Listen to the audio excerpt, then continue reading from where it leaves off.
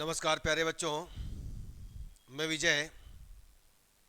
बच्चों, आज हम लोग बहुत ही इम्पोर्टेंट टॉपिक शुरुआत करने वाले हैं। उस टॉपिक का नाम है वक्रों का अनुरेखण। बच्चों, वैसे तो आपने वक्र का अनुरेखण किया है। आपने एक्स अक्ष वाई अक्ष लेकर के ग्राफ खींचे हैं प्यारे बच्चों, ग्राफ प्लॉट किए हैं। लेकिन यहाँ पर हम ऐसे ऐसे वक्रों का अनुरेखण करेंगे जिसका कि साधारण जो हम एक्स अक्ष और वाई अक्ष में लेते थे, एक्स का मान लेकर के वाई का मान निकालते थे, वैसा नहीं है, थोड़ा सा डिफरेंट है प्यारे बच्चों। इसके लिए कुछ रूल रेगुलेशन को आपको जानकारी रखना होगा, ठीक है। तो आइए शुरुआत करें, देखें वक्रों का अनुरेखण कैसे करते हैं। बच्चों, आपको मालूम है, यदि आप किसी व्यक्ति को, है ना, किसी व्यक्ति के बारे में जानना चाहते हैं तो सबसे पहले क्या करोगे आप,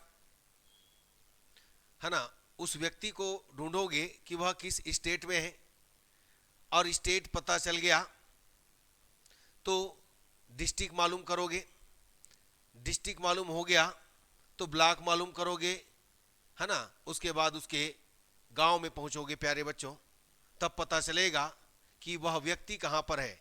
वैसे ही यहां पर हमें क्या करना है, वक्र को अनुरेखित करने के पहले हमको ढूंढना है कि वह वक्र कहां पर उपस्थित है, कहां पर प्रेजेंट है, कहां रहता है। यह हमको जानकारी होना है, मैंने करना पड़ेगा, ठीक है। तो इसके लिए हम लोग क्या करते हैं, सममितता, सिमेट्रिक फाइंड करते हैं प्यारे बच्चों। आइए शुरुआत करें, वक्रों की अनुरेखण किस प्रकार करते हैं। देखिएगा, कार्तीय समीकरण द्वारा निरूपित वक्रों का अनुरेखण। अब देखो, कार्तीय समीकरण किसको कहते हैं, जो एक्स और वाई में दिखता है, जहां पर एक्स और वाई प्रेजेंट होता है, हम उसी को क्या कहते हैं, कार्तीय समीकरण कहते हैं, कार्टेशियन इक्वेशन कहते हैं प्यारे बच्चों। तो सबसे पहले हमें देखना होता है कि वक्र कहां पर उपस्थित है। तो इसके लिए हम लोग सिमेट्रिक फाइंड करेंगे। सबसे पहले ये देखते हैं, एक्स अक्ष के सापेक्ष सममित। इसका मतलब यह होता है बच्चों कि क्या वक्र एक्स अक्ष में उपस्थित है। तो कैसे मालूम करोगे, आप देखोगे जो भी वक्र दिया है उसमें y के स्थान पर क्या रखोगे, -y। यदि वक्र का समीकरण में कोई परिवर्तन नहीं हुआ, वक्र का समीकरण अपरिवर्तित रहा, या फिर दूसरे शब्दों में कहेंगे कि y की घात सम है। समघात में क्या होता है, माइनस रखने पर परिवर्तन होता है, क्या नहीं होता। अर्थात y की घात सम है, तो हम कहेंगे कि वक्र एक अक्ष के सापेक्ष सममित है, अर्थात एक अक्ष में उपस्थित है, ठीक है। जैसे कि एग्जांपल ये दिया है, y square is equal 4x, ay is equal x square. आप देखो, y की जगह -y रख के देखिए, -y का होल स्क्वायर y स्क्वायर ही आएगा। तो यह वक्र कहां उपस्थित है, एक अक्ष में। आपको मालूम है ना इसका वक्र कैसे बनता है, ये देखिएगा, y square is equal 4x, ये देखिए एक अक्ष में उपस्थित होता है, ऐसा होता है, ठीक है। यदि ay square is equal x का दें तो कैसा होता है, ये इसी एक अक्ष में होता है, ऐसा होता है, ठीक है। जब वहां पर प्लॉट करेंगे सब समझ में आना है। तो आपको ध्यान रखना है बच्चों, y के स्थान पर -y रखने पर वक्र का समीकरण अपरिवर्तित हो, अर्थात वक्र में y की घात सम हो, तो हम कहेंगे कि वक्र एक अक्ष के सापेक्ष सममित है। जस्ट इसका उल्टा, y अक्ष के सापेक्ष सममित। हम क्या करेंगे, वक्र के समीकरण में x के स्थान पर -x रखेंगे। क्या रखेंगे, -x। और वक्र का समीकरण चेंज नहीं हुआ, अपरिवर्तित रहा, अर्थात x की घातें क्या है, सम है, तो हम कहेंगे कि वक्र y अक्ष के सापेक्ष सममित है। वक्र y अक्ष में, यानी y अक्ष में क्या है, उपस्थित है प्यारे बच्चों, प्रेजेंट है। इसके लिए आपको ये देखो एग्जांपल दिया गया, x square is equal 4ay, x square plus y square is equal a square. देखो, हम सब चेक करते जाएंगे, जो रहेगा उसी को राइट करना है, सबको राइट करने की जरूरत नहीं है। अब इसके बाद चेक करेंगे क्या यह दोनों अक्षों के सापेक्ष सममित है। यदि हम देखें कि x और y में x और y की घातें, दोनों घातें सम है, तो हम कहेंगे कि दोनों अक्षों के सापेक्ष सममित है। ये देखिए, x square plus y square is equal a square, x square upon a square plus y square upon b square is equal 1। यह क्या है, एक सर्कल है, एक वृत्त है, और ये कौन है, दीर्घवृत्त है, ठीक है ना, बस इस ढंग से आपको ज्ञात करना है। इसी प्रकार सरल रेखा y इज इक्वल एक्स के सापेक्ष सममित, बच्चों इतना सारा निकालना है, डरने की बात नहीं है, पूरा निकालने की जरूरत नहीं है, आपको देखने से ही पता चल जाएगा कि कौन से अक्ष में सममित है, बस उसी को लिखना है, पूरा लिखने की जरूरत नहीं है। ठीक है, देखो अब y इज इक्वल एक्स के सापेक्ष सममित, यदि x तथा y को आपस में बदल देवें, यानी x का रोल कौन करे y और y का रोल कौन करे x, तब हम कहेंगे, यानी वक्र का समीकरण अपरिवर्तित हो तो हम कहेंगे कि वक्र y इज इक्वल एक्स के सापेक्ष सममित है। विपरीत चतुर्थांशों में सममित, यदि हम x और y दोनों के प्लेस पर -x और -y रखें और यदि वक्र का समीकरण अपरिवर्तित हो, अर्थात यहां पर भी ये कह सकते हैं x और y की घात सम हो, तो यहां पर कोई परिवर्तन होगा क्या? नहीं होगा, क्योंकि -x रखोगे होल स्क्वायर होगा प्लस हो जाएगा, -y रखोगे होल स्क्वायर हो गया प्लस हो गया, इसका मतलब ये विपरीत चतुर्थांशों में सममित है। तो बच्चों ये सममित हमने फाइंड कर लिया, हमने पता लगा लिया कि वक्र कहां पर प्रेजेंट है, इतने में आपको पता चल जाएगा। इतना टेस्ट करोगे तो आपको मालूम हो जाएगा कि वक्र x अक्ष में है, कि वक्र y अक्ष में है, कि वक्र दोनों चतुर्थांशों में है, कि वक्र y इज इक्वल सरल रेखा y इज इक्वल x अक्ष में है, कि वक्र विपरीत चतुर्थांशों में है। तो ये है ना, आपको ध्यान देना है इसी में। अब ये तो निकल गया, अब उसके बाद मालूम करेंगे कि क्या वक्र मूल बिंदु से होकर जाती है। तो कैसे मालूम करेंगे? मूल बिंदु से होकर प्राप्त करने के लिए हम लोग क्या करते हैं बच्चों, देखते हैं कि वक्र में कोई अचर घात का पद तो नहीं है, सॉरी अचर पद तो नहीं है, अचर पद, गुणांक नहीं बोल रहा हूं, अचर पद की बात कर रहा हूं मैं, कांस्टेंट टर्म की बात कर रहा हूं मैं। यदि किसी वक्र में अचर पद है तो वह वक्र मूल बिंदु से होकर नहीं जाएगा प्यारे बच्चों, और अचर पद नहीं है तभी मूल बिंदु से होकर जाएगा। ठीक, आइए देखें, यदि वक्र के समीकरण में कोई अचर पद ना हो तो वक्र मूल बिंदु से होकर जाता है।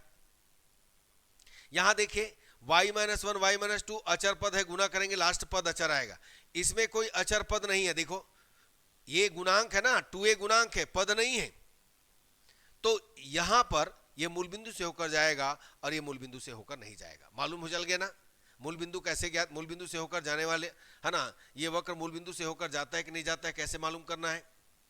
हमें देखना है कि वक्र में कोई अचर पद तो नहीं है, अचर पद है तो वह मूल बिंदु से होकर नहीं जाएगा, और अचर पद नहीं है तो वह मूल बिंदु से होकर जाएगा। और यदि वह मूल बिंदु से होकर जाता है तो मूल बिंदु पर अवश्य ही स्पर्श रेखा होगा प्यारे बच्चों। क्या बोला? यदि वह मूल बिंदु से होकर जाता है तो मूल बिंदु पर स्पर्श रेखा होगा, और मूल बिंदु से नहीं जाएगा तो कोई सवाल ही पैदा नहीं होता, कहां से रेखा आएगा।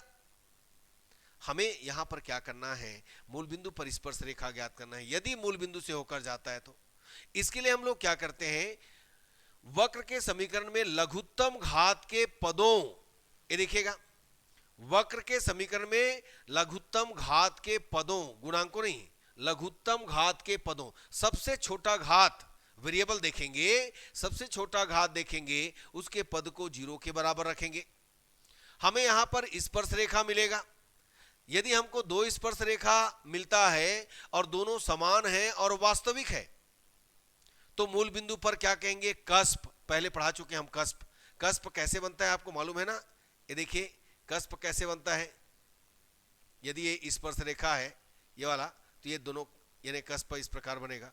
और नोड कैसे बनते हैं, ये देखो इस तरीके से, इसका स्पर्श रेखा ऐसा आता है और इसका स्पर्श रेखा ऐसा आता है। तो खैर वहां पर आपको समझाएंगे हम।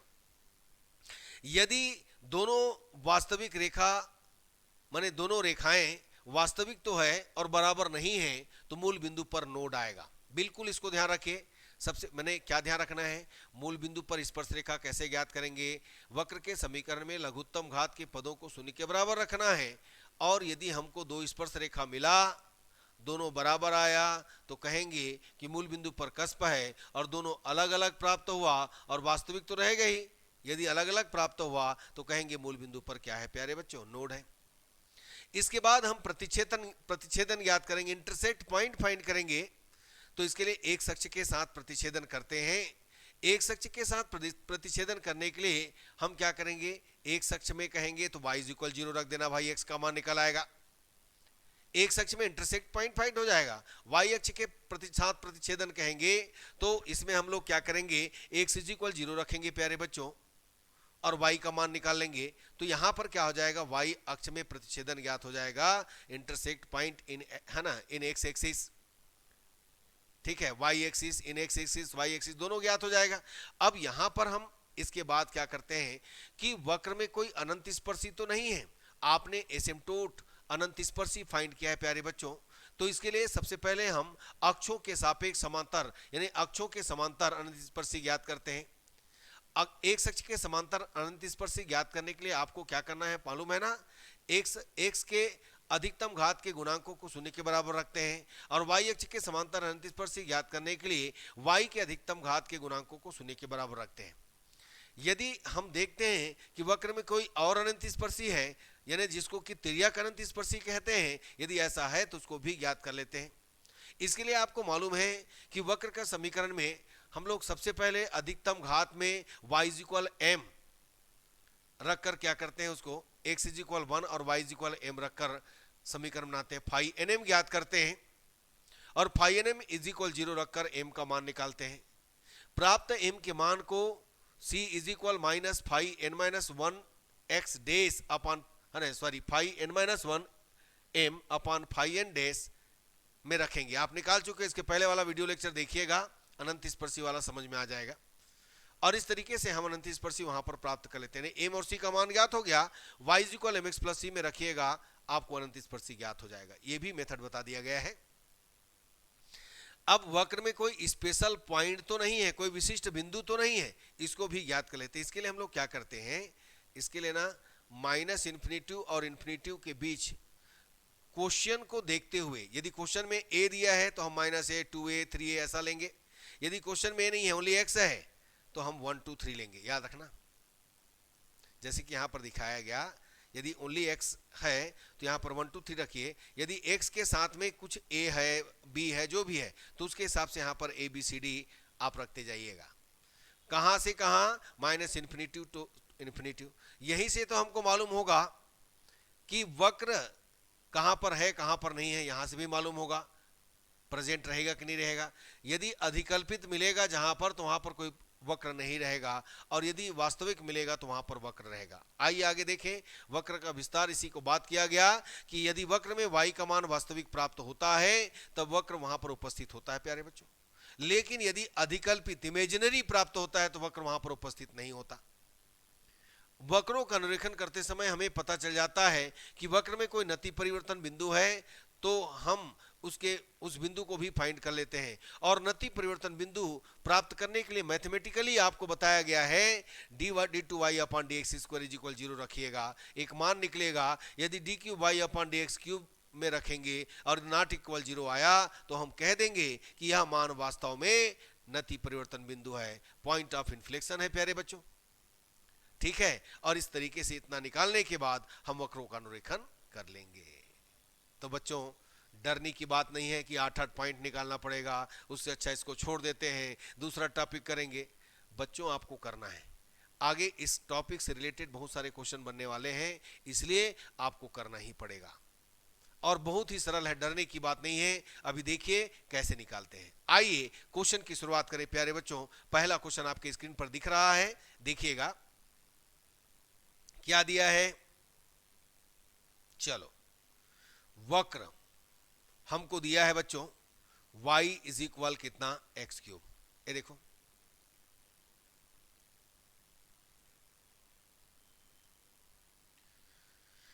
y is equal x cube, ये समीकरण नंबर 1। अब यहां पर देखो, सबसे पहले हम सममित ज्ञात करते हैं। तो सममित के लिए अब किसमें, एक अक्ष के सापेक्ष सममित तो हो ही नहीं सकता, क्योंकि x की जगह माइनस एक्स रखें, y की जगह माइनस वाई रखेंगे, परिवर्तित हो रहा है। y अक्ष के सापेक्ष सममित भी नहीं हो सकता, है ना। यदि हम यहां पर x की जगह माइनस एक्स और y की जगह माइनस वाई रखें तो वक्र का समीकरण अपरिवर्तित है। अतः हम कहेंगे कि वक्र विपरीत चतुर्थांशों में सममित है प्यारे बच्चों। तो यहां पर लिख देते हैं विपरीत चतुर्थांशों में सम्मित, विपरीत चतुर्थांशों में सम्मित। ठीक है। समीकरण 1 में x को -x से y को -y से परिवर्तित करने पर वक्र का समीकरण अपरिवर्तित है, अतः रख के देख सकते हो, अतः वक्र विपरीत चतुर्थांशों में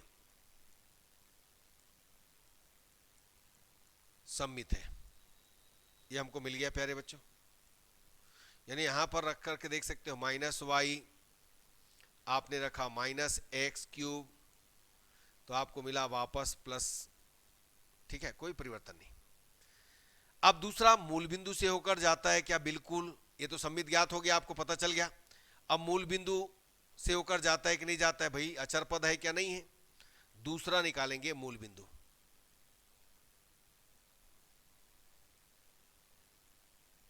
ये देखिए, वक्र के समीकरण में ये देखिए,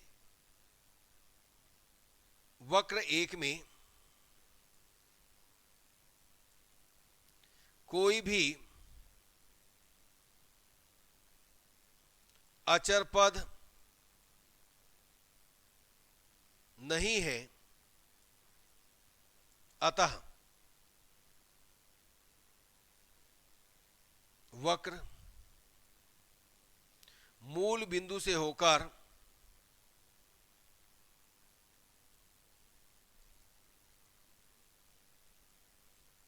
जाता है, जाति जो बोलना है। ठीक है। अब यहां पर हम लोग क्या कहेंगे? दूसरा मैंने कहा था, यदि मूल बिंदु से होकर जाएगा तो मूल बिंदु पर स्पर्श रेखा होगी प्यारे बच्चों, मूल बिंदु पर स्पर्श रेखा। इसको निकालने के लिए क्या करते हैं? वक्र 1 में लघुत्तम,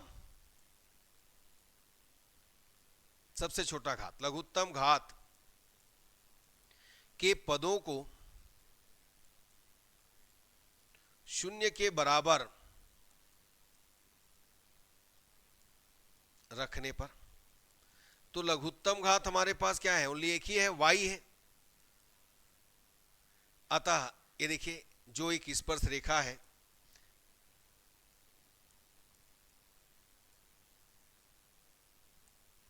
वास्तविक है और एक ही है, तो यहां पर होगा विलग बिंदु। ठीक है, या संयुग्मी बिंदु। यहां पर नोट कस्प नहीं होगा प्यारे बच्चों, याद रखिएगा। अब तीसरा पॉइंट हम लोग क्या निकालेंगे? प्रतिच्छेदन। तो एक अक्ष में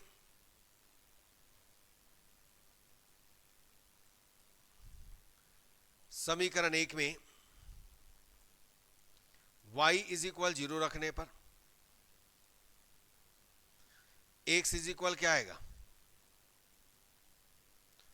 तो 0 0 is intersect point in x axis. x अक्ष में कहां पर प्रतिच्छेद कर रहा है? 0 0 पर प्रतिच्छेद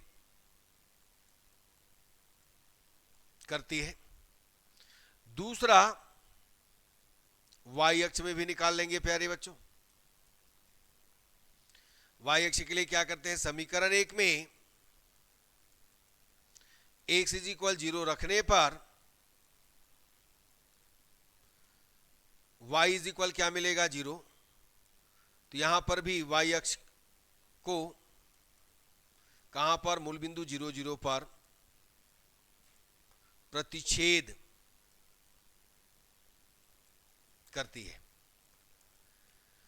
तो ये तो हुआ प्रतिच्छेदन। अब हम देखेंगे अनंत स्पर्शी, चौथा। अब देखिए y is equal x cube है, तो x अक्ष के सापेक्ष करेंगे तो x का अधिकतम घात, तो 1 इज इक्वल 0 हो ही नहीं सकता। y का अधिकतम घात y उसका गुणांक है ना, अधिकतम घात के गुणांकों को शून्य के बराबर रखना है। तो यहां पर कोई अनंत स्पर्शी नहीं है। इस वक्र में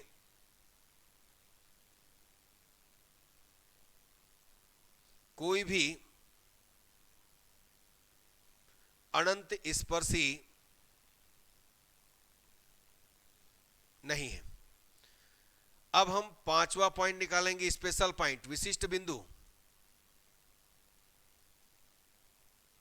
ये देखिए, तो विशिष्ट बिंदु के लिए हम लोग क्या करते हैं, समीकरण को y के लिए हल करते हैं।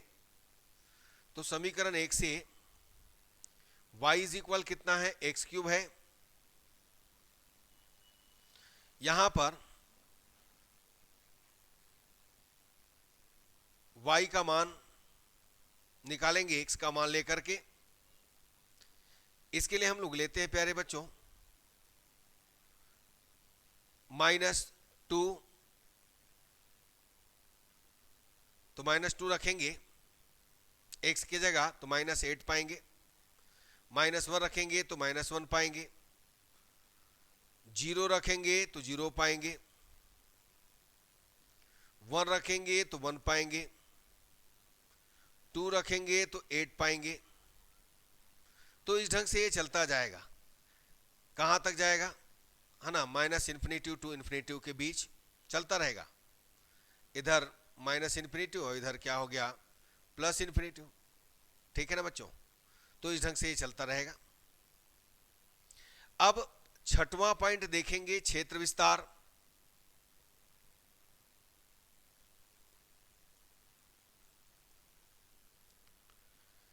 y is equal x cube, वक्र से स्पष्ट है कि -∞ is less than equal than x is less than equal than infinity पर y की है ना, y का मान वास्तविक है। अतः वक्र माने क्या, देखे आपने इधर देखा ना, पूरा वास्तविक देखिए, कहीं भी अधिकल्पित आया कि नहीं आया। तो अतः वक्र -∞ is less than equal than infinity में क्या है, यहां पर इक्वल ना दे करके, क्योंकि इन्फिनाइट है तो ऐसा दे सकते हो, कोई दिक्कत नहीं है ना। इनके बीच में क्या है, प्रेजेंट है, उपस्थित है। सातवां एक पॉइंट और निकाल लेते हैं, नति परिवर्तन बिंदु है क्या। तो वक्र को देखने से लग रहा है, तो हम क्या करेंगे, समीकरण 1 का x के सापेक्ष अवकलन करेंगे, dy by D x 3x square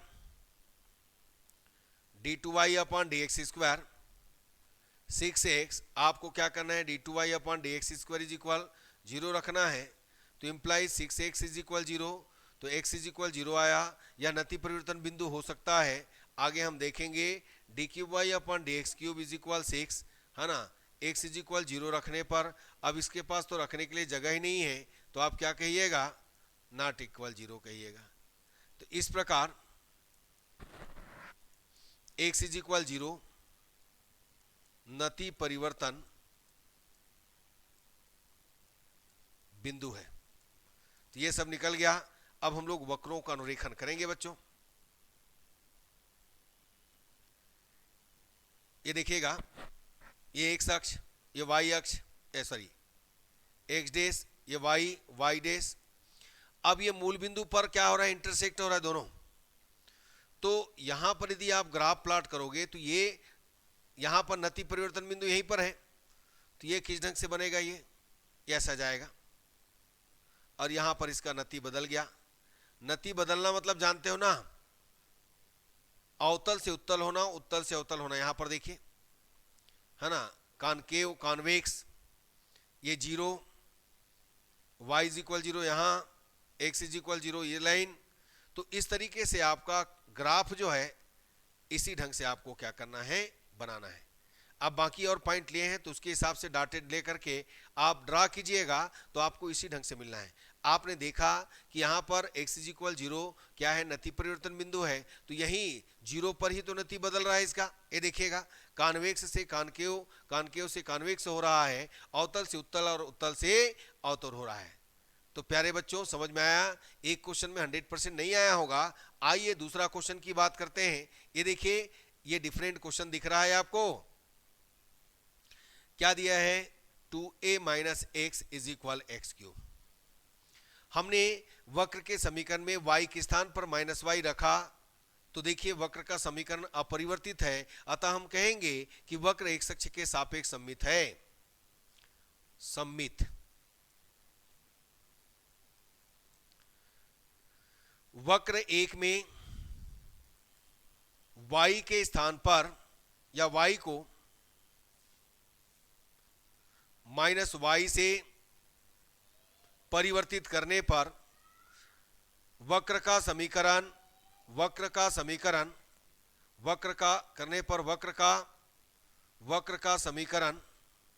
अपरिवर्तित है। वक्र का समीकरण अपरिवर्तित है, अर्थात y की घातें सम है, अतः वक्र एक अक्ष के सापेक्ष क्या है, सममित है। इस ढंग से हमको क्या करना है, ज्ञात करना है। ठीक, अब दूसरा ये सममित पता चल गया, वक्र पता चल गया कि कहां पर प्रेजेंट है, एक अक्ष में प्रेजेंट है, हमको मालूम चल गया।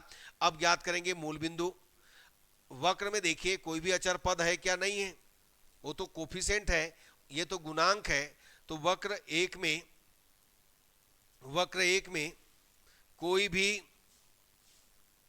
अचर पद नहीं है, कोई भी अचर पद नहीं है, अतः वक्र मूल बिंदु से होकर जाती है, मूल बिंदु से होकर जाती है। अब आपको मालूम है मूल बिंदु से होकर जाती है, तो मूल बिंदु पर क्या निकालना होता है, स्पर्श रेखा। तो चलिए निकालिएगा मूल बिंदु पर स्पर्श रेखा। तो वक्र के समीकरण में न्यूनतम घात के पदों को वक्र एक में न्यूनतम या लघुत्तम घात के पदों को क्या करते हैं बच्चों, शून्य के बराबर रखते हैं। देखिएगा शून्य के बराबर रखने पर, रखो चलो, तो शून्य के बराबर रखिएगा तो क्या पाइएगा, ये देखो वाई स्क्वायर, एक बार इसको हम आगे कर देते हैं थोड़ा सा, वाई स्क्वायर ये हो गया 2a माइनस कितना होगा y square into x is equal कितना, एक्स क्यूब। अब न्यूनतम घात कौन है भाई, ये दो घात हो गया। अब ये दोनों मिलाकर काउंट करना पड़ता है ना, ये दो घात और एक घात, तीन घात हो गया, इसका तीन घात हो गया, तो न्यूनतम घात, तो यहां पर हमको मिलना है Y square 2a is equal कितना, 0। यहां से हमको मिला बच्चों y square is equal 0, y is equal 0 और एक आया वाई इज इक्वल 0। दो स्पर्श रेखाएं दोनों वास्तविक और बराबर है, ठीक है। इस प्रकार दो स्पर्श रेखाएं y is equal 0, y is equal 0 वास्तविक एवं बराबर है, अतः मूल बिंदु पर क्या होगा, कस्प होगा। आपको मालूम चल गया मूल बिंदु पर क्या होगा, कस्प होगा। ठीक है प्यारे बच्चों, अब इसके बाद हम तीसरा पॉइंट निकालेंगे, प्रतिच्छेद बिंदु। अब प्रतिच्छेद बिंदु निकालेंगे तो सबसे पहला हम निकालते हैं एक अक्ष में। आपको मालूम है एक अक्ष में क्या करते हो बच्चों, एक अक्ष में समीकरण एक में y इज इक्वल 0 रखने पर, चलो रखो, समीकरण 1 में y इज इक्वल 0 रखिएगा तो क्या पाइएगा, आपको मिलेगा, देखो y इज इक्वल 0 रखेंगे तो 0 और 2a minus x is equal कितना, x cube. x is equal 0 इस तरीके से देखिएगा। इस प्रकार आपको क्या मिला, इस प्रकार x अक्ष को कहां पर, 0 0 पर प्रतिच्छेद करता है, ये देखिएगा। अब हम लोग क्या निकालेंगे, दूसरा निकालेंगे बच्चों, y अक्ष में, y अक्ष में क्या होगा, y अक्ष में वक्र 1 में x इज इक्वल 0 रखने पर रखिएगा, x इज इक्वल 0 रखिएगा तो y square 2a minus 0 is equal कितना, 0। ये देखो तो y इज इक्वल 0 यहां पर भी आया। तो ये समझिए y अक्ष को भी कहां पर, y अक्ष को 0 0 पर क्या करता है, प्रतिच्छेद करता है। प्यारे बच्चों समझ में आ गया होगा, ये देखिए प्रतिच्छेद करता है, ठीक है। अब इसके बाद तीसरा हो गया, चौथा पॉइंट हम निकालेंगे अनंत स्पर्शी। तो देखिए बच्चों अनंत स्पर्शी हमको ज्ञात करना है, ध्यान देना, अनंत स्पर्शी ज्ञात करना है। एक सेकंड बच्चों, अनंत स्पर्शी एसिम्प्टोट, इसके लिए क्या करेंगे, चलो देखिए वक्र देखिए पहले, x के उच्चतम घात के गुणांक को शून्य के बराबर रखेंगे, 1 इज इक्वल 0, ये तो हो नहीं सकता। y के उच्चतम घात के गुणांक क्या आया, y स्क्वायर का गुणांक कौन आया, ये पूरा। तो देखिए समीकरण 1 में y के उच्चतम घात के गुणांक को शून्य के बराबर रखने पर हमको क्या मिला, 2a minus x is equal 0, 2a minus x is equal 0, x is equal 2a, जो y अक्ष के समांतर अनंत स्पर्शी है। ये देखिए आपने अनंत स्पर्शी भी ज्ञात कर लिया। अब पांचवा विशिष्ट बिंदु की बात करेंगे। विशिष्ट बिंदु, समीकरण को y के लिए हल करना होता है तो y स्क्वायर इज इक्वल क्या हो गया, x cube upon 2a minus कितना हो गया x, y इज इक्वल कितना होगा, x root x upon 2a minus x. अब इसमें रखिएगा, तो मैंने कहा था जब a आएगा तो a के अनुरूप यहां पर हमको क्या करना है, एक्स वाई को सेलेक्ट करना है, x को सेलेक्ट करना है, सॉरी। तो मैंने लिया x यहां पर और इधर लिया y। यहां पर x का मान रखा, मैं माइनस रखा, ये देखो ध्यान देना, x की जगह माइनस रखा, चलो माइनस ए रख दिया। तो माइनस रखा तो यहां भाई रूट के अंदर माइनस मतलब क्या आएगा, इमेजिनरी अधिकल्पित आएगा, आई आएगा, यह अधिकल्पित आ गया, इमेजिनरी आ गया। फिर माइनस ए के बाद मैंने रखा 0, तो 0 रखा तो 0 मिला। इसके बाद रखा a, यहां रखूंगा a, यहां रखूंगा a कैंसिल, यहां बचा a बच गया। अब रखा कितना 2a, 2a रखा तो क्या मिला, अनंत मिला बच्चों। इसके बाद रखा 3a, तो 3a रखूंगा तो फिर से क्या मिलेगा, अधिकल्पित मिलेगा। तो हमें तो अधिकल्पित लेना नहीं है, उसमें तो वक्र प्रेजेंट नहीं होता। तो वक्र कहां पर उपस्थित है, केवल ये देखो इनके बीच है, वक्र इनके बीच है, क्षेत्र विस्तार में यही काम करेगा, ध्यान देना है बच्चों। अब बोलोगे कि a कहां से आ गया, भाई यदि यहां पर केवल x और y में होता, x और y में, तो मैं 1 2 3 4 5 लेता, real number minus infinity to infinity लेना होता है। लेकिन साथ में यदि अंदर में a आ गया, इस इक्वेशन में आ गया, तो साथ में क्या ले लेना है, a ले लेना है। यदि b आएगा तो b लेना है, तो उसके हिसाब से यहां पर बनेगा, याद रखिएगा, ठीक। अब छठवां पॉइंट, क्षेत्र विस्तार देखेंगे प्यारे बच्चों। क्षेत्र विस्तार किस प्रकार, क्षेत्र विस्तार या वक्र विस्तार बोलते हैं इसको, क्षेत्र या वक्र विस्तार दोनों कहते हैं। चलो आपने अभी वक्र विस्तार लिखा है तो वक्र विस्तार लिखिएगा। अभी आपने देखा y इज इक्वल कितना था सॉरी x अपॉन कितना 2a माइनस एक्स। तो वक्र से स्पष्ट है, देखो वक्र से स्पष्ट है। अभी आपने क्या देखा कि वक्र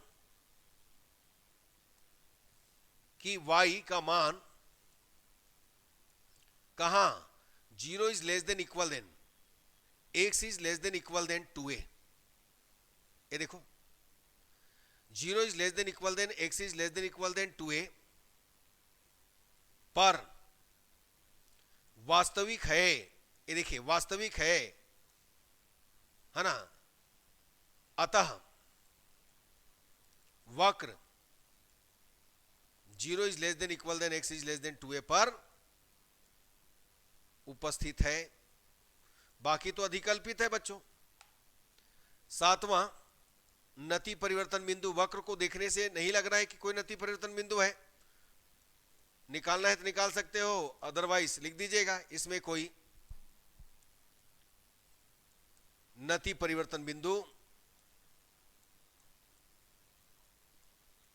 नहीं है।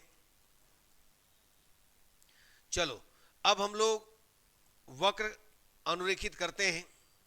ये होगा ग्राफ, वक्र का अनुरेखन, 8वां पॉइंट। ये देखिए हमने लिया एक अक्ष और ये हो गया y डैश। देखिए इंटरसेक्ट पॉइंट कहां पर है, दोनों का 0 0 पर है। अब मूल बिंदु पर कस्प है प्यारे बच्चों, तो कस्प कैसे बनते हैं, ये इस तरीके से बनते हैं। कस्प कैसे बनते हैं, इस तरीके से बनते हैं, ये देखो कस्प। और दूसरा यहां पर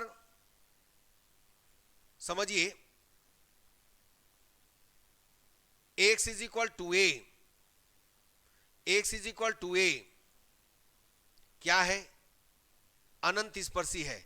इसका मतलब वक्र यहीं पर अनंत की ओर जाएगा, ये इस तरीके से अनंत की ओर जाएगा, क्योंकि आगे जाने से यह ब्रेक लगाता है प्यारे बच्चों, और इस तरीके से आपका वक्रों का अनुरेखन हो जाएगा। ये y इज इक्वल 0 है और ये x इज इक्वल 0 है। यहां पर देखो ये x is equal to a अनंत स्पर्शी है। अनंत स्पर्शी पर ये क्या हो रहा है, वक्र कहां फैल रहा है, अनंत की ओर जा रहा है। वक्र कहां फैल रहा है, ये अनंत की ओर जा रहा है। बस इसी ढंग से आपको क्या करना है, फाइंड आउट करना है। यही वक्रों का अनुरेखन है, याद रखिएगा प्यारे बच्चों। तो ठीक है, आज का क्लास यहीं तक रखते हैं बच्चों। नेक्स्ट क्लास में हम और भी वक्र लेकर आएंगे जिसका कि अनुरेखन करेंगे। इसका 2-3 क्लास लेंगे ताकि आपको अच्छे से समझ में आए। मुझे उम्मीद है प्यारे बच्चों ये क्लास आपको पसंद आया होगा। ठीक है, तो यदि पसंद आया है तो लाइक कीजिए, शेयर कीजिए, सब्सक्राइब कीजिए, अपने दोस्तों को बताइए प्यारे बच्चों। धन्यवाद, नमस्कार।